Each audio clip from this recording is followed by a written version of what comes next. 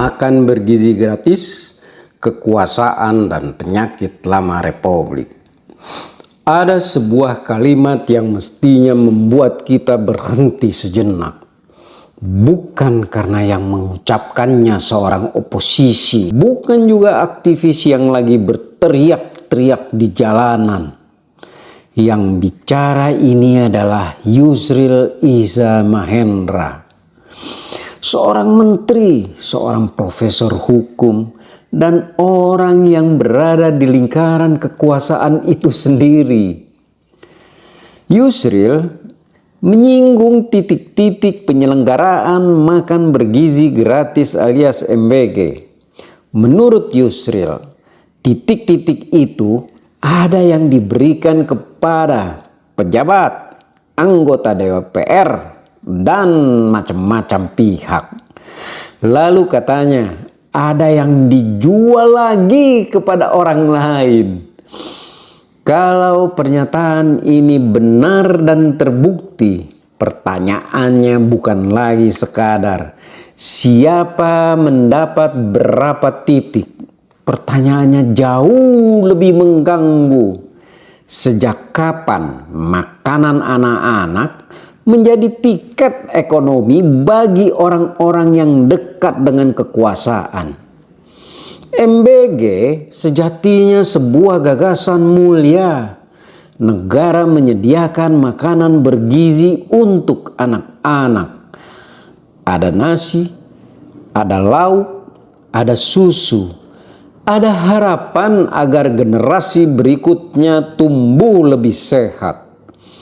Tetapi setiap program besar membawa satu godaan besar pula, anggaran. Dan di negeri ini sejarah mengajarkan sesuatu yang pahit. Di mana ada anggaran besar, di sana selalu ada orang yang mencoba mencari pintu masuk, bukan untuk melayani, tetapi untuk mendapatkan jatah. Jika benar sebuah titik penyelenggaraan MBG bisa diberikan karena akses kepada kekuasaan, kemudian dialihkan atau diperjualbelikan, kita sedang berhadapan dengan sesuatu yang lebih besar dari persoalan administrasi. Namanya politik rente. Orang memperoleh keuntungan bukan karena mampu memasak paling baik, bukan karena paling efisien, bukan pula karena mempunyai standar keamanan pangan terbaik, tetapi karena mempunyai sesuatu yang jauh lebih mahal. Akses kepada pejabat, akses kepada politisi, akses kepada kekuasaan. Lalu akses itu berubah menjadi nilai ekonomi. Yang membuat persoalan semakin menarik adalah ketika Yusril membawa kita mundur ke masa Muhammad Natsir, seolah-olah sejarah sedang bercermin. Zaman berubah, presiden berganti, partai datang dan pergi, gedung pemerintahan semakin megah, undang-undang semakin banyak, lembaga pengawas semakin lengkap. Tetapi godaan kekuasaan rupanya tetap sama. Yusril kemudian mengajukan pertanyaan, apa yang kurang? Mungkin katanya Muhammad Natsir akan menjawab, yang kurang bukan hukumnya, bukan pula orangnya. Yang kurang adalah demokrasi yang berlandaskan nilai-nilai etika dan peradaban. Dan disitulah persoalan sebenarnya. Kita sering mengira korupsi hanya lahir karena hukum lemah. Maka hukum diperkeras, hukumannya diperberat, KPK dibentuk, jaksa bekerja, polisi menangkap, auditor memeriksa. Tetapi ada sesuatu yang tidak bisa dibangun hanya dengan pasal. Rasa malu.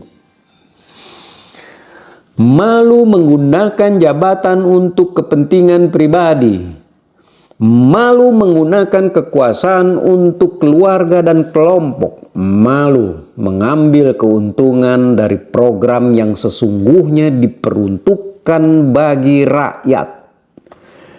Terlebih bila yang terlibat adalah anggota parlemen. Sekali lagi, jika itu terbukti, sebab parlemen mempunyai fungsi pengawasan, dia seharusnya berdiri di seberang meja, memeriksa bagaimana pemerintah menggunakan uang rakyat. Bayangkan kalau orang yang mengawasi sekaligus mempunyai kepentingan ekonomi pada program yang diawasinya, lalu siapa mengawasi siapa? Disitulah konflik kepentingan mulai menjadi kabur. Dan ketika batas itu kabur, demokrasi perlahan berubah menjadi transaksi. MBG jangan sampai gagal hanya karena penyakit lama Republik. Programnya boleh baru, dapur-dapurnya baru, seragam petugasnya baru, anggarannya bahkan luar biasa besar. Tetapi jangan sampai perilakunya masih menggunakan resep lama. Siapa dekat dia dapat, siapa punya akses dia memperoleh bagian, siapa nggak punya akses cukup menjadi penonton. Karena anak-anak yang menerima makan siang itu nggak mengenal partai, mereka nggak mengenal anggota dewan, mereka nggak mengenal menteri, mereka bahkan nggak tahu berapa triliun rupiah anggaran MBG.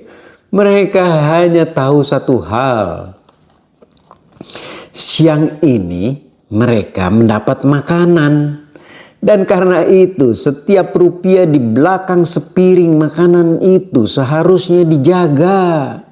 Bukan dibagi-bagi sebagai privilege. Bukan diperdagangkan sebagai akses, apalagi dijadikan rente. Mungkin karena itulah kalimat Muhammad Natsir yang dibawa Yusril terasa masih hidup puluhan tahun kemudian. Negara ternyata nggak hanya membutuhkan hukum. Demokrasi tidak cukup hanya dengan pemilu. Kekuasaan nggak cukup hanya dinyatakan sah oleh suara rakyat. Sebab di atas hukum masih ada sesuatu yang menentukan bagaimana kekuasaan digunakan. Etika. Tanpa etika, jabatan menjadi kesempatan. Kewenangan menjadi komoditas. Dan program untuk rakyat bisa merubah menjadi meja pembagian. MBG seharusnya menjadi cerita tentang anak Indonesia yang mendapatkan gizi.